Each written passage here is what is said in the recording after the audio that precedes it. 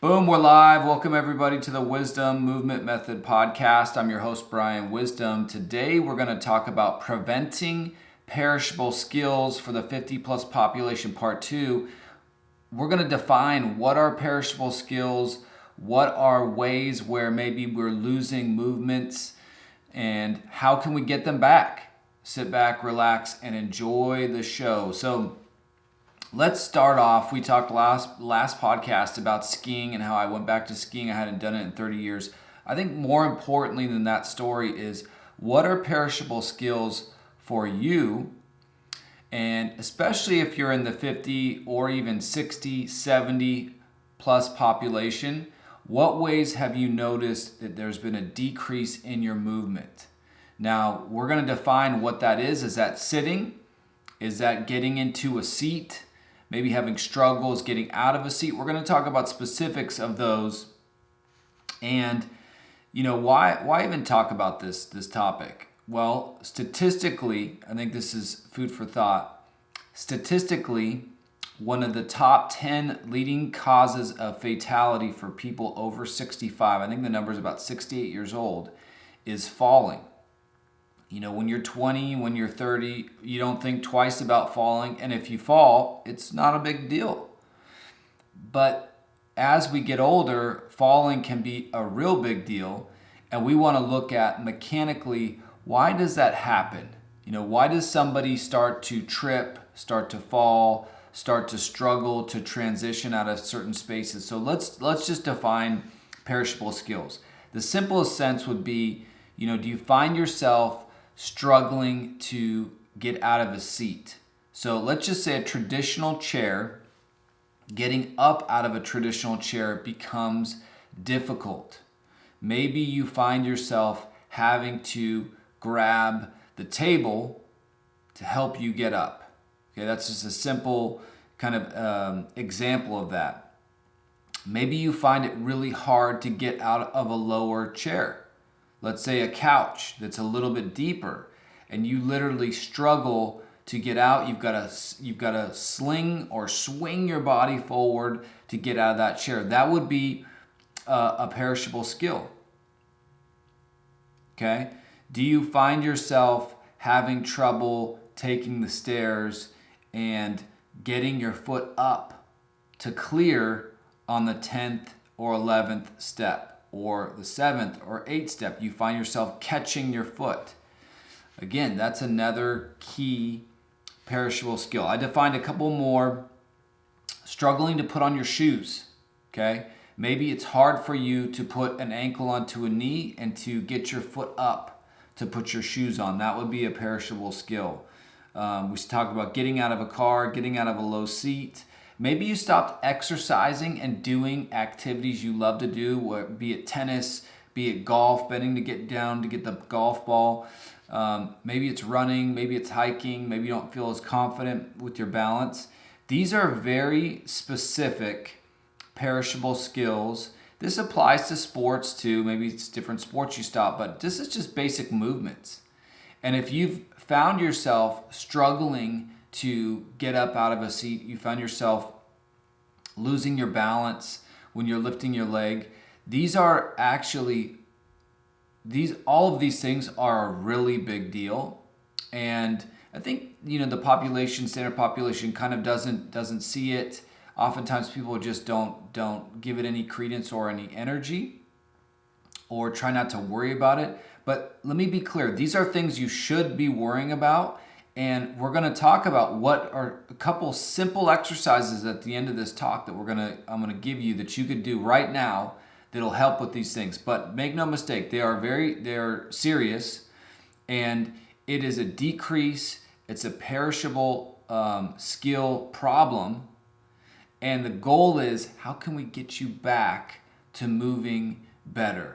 How can we improve your posture? You'll hear this theme. I talk a lot about this. I talk about posture, I talk about joint range of motion, and I talk about the proper strength training for your abilities and where you are at your current stage of life, and making sure those weight exercises are strengthening posture, strengthening your joint range of motion, and building your foundation. If they can do that, it's going to help you tremendously. But now we've defined what are specific perishable skills, and why does someone use a cane, walker, wheelchair versus somebody that doesn't? How do we prevent that side of it?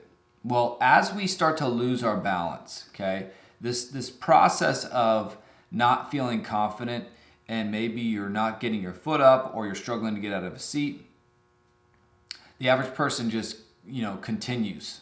White knuckles it, digs in real hard. I'm just going to get past it. But I think when people start falling, the fear of falling becomes a real thing. And you fall a number of times, typically people start using some kind of assistance.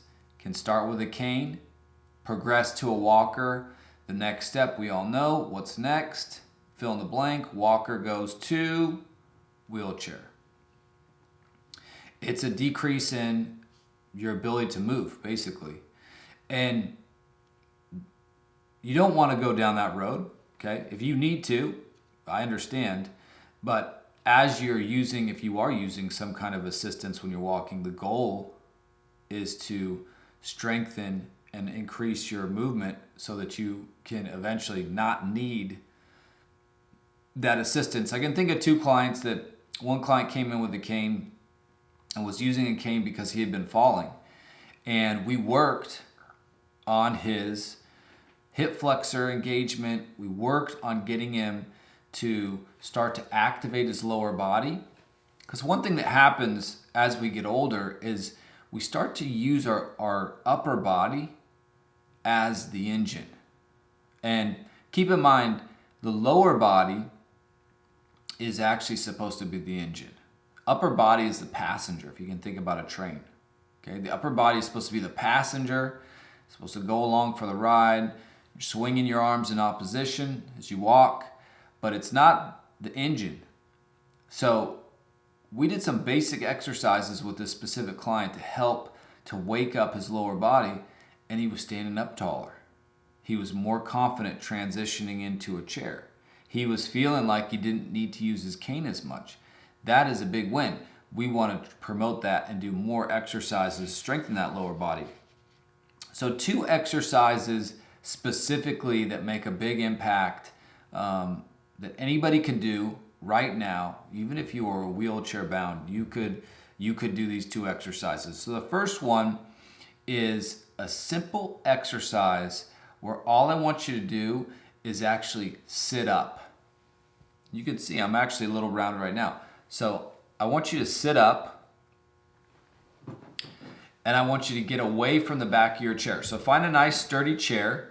It's about 90-degree chair. It's a good solid chair for you. You're going to sit up tall in your chair, and you're going to tilt your pelvis forward so you have a little arch in your back, and you're going to be away from the back of the chair. So you're not leaning against the chair at all. You're actually sitting up with your own strength. It may feel a little bit hard if you're used to just sinking into a chair. I want you to tilt your pelvis forward. Now, with your knees and ankles lined up, so your lower body's making a 90-degree angle, I want you to lift your right knee off the ground about 2 inches. I want you to lift it up and down. You're going to go flat foot up, flat foot down. And you're just lifting up and down for about 30 seconds to a minute. Whatever time you do is the same side you're going to do on the other side. But as you're sitting tall, you're going to lift that leg up and down on the right. You can do that about a minute. Like I said, 30 seconds to a minute. Now you're going to do the same thing on the left. Then you're going to do the same thing on the right and the same thing on the left. So it's a sitting, isolated hip flexor lift. It's going to wake up the muscles that help swing your leg through in swing phase and start to activate those really important muscles that start to go dormant as we get older, as we start to round our shoulders and start to not use our lower body basically like we should. So sitting, isolated hip flexor lift. The second exercise that I want you to do is a sitting march. So you can relax your back for a second. Now same thing, sit up tall. Now you're going to march lifting your feet about 3 or 4 inches off the ground, you're going to march back and forth, seated away from the back of the seat. You're going to do that for about 45 seconds. Do 3 rounds of that, 45 seconds, take about 30 seconds off, 45 seconds, take 30 seconds off, and 45 seconds. 2 simple exercises that actually are going to promote activating your lower body and helping you in these key transition phases. Whether it's getting into a chair, whether it's lifting your leg, when you're walking stairs. But these are simple things that you can do, and there's so many other exercises, so many other things that we can train you in. But just know that over time, we want to improve the quality of your life and make sure that you're able to continue to do the things you want to do. Movement is key, and certain skills, certain perishable movements or skills can decrease if we don't work on them. So these are some very specific 2 exercises you can do. Hope this podcast episode helped. Perishable skills, preventing perishable skills for the 50 plus population, part 2. Thanks for listening. Thanks for watching, everybody. Good morning and good night.